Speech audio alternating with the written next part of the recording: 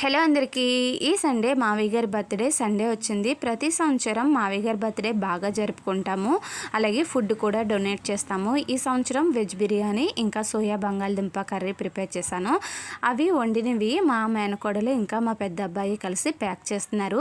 Packing అయిన తర్వాత మా వారు బయటకు తీసుకువెళ్ళి పిల్లలిద్దరిని వాళ్ళ చేతే ఫుడ్ అయితే డొనేట్ చేయిస్తారు.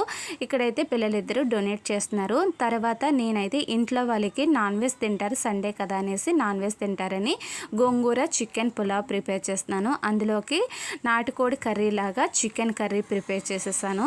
ఇంకా నెక్స్ట్ వచ్చేసి వేడివేడిగా గారెలు ప్రిపేర్ చేద్దామనేసి లేట్గా గారెలు ప్రిపేర్ చేశాను. ఈ రోజైతే మా ఆడపడుచులకి బట్టలు పెట్టుకుని భోజనం పెట్టి బట్టలు పెట్టుకుని పండగలా చేసుకుంటాం. అందుకని అందరం కలిసి భోజనం చేస్తున్నాము.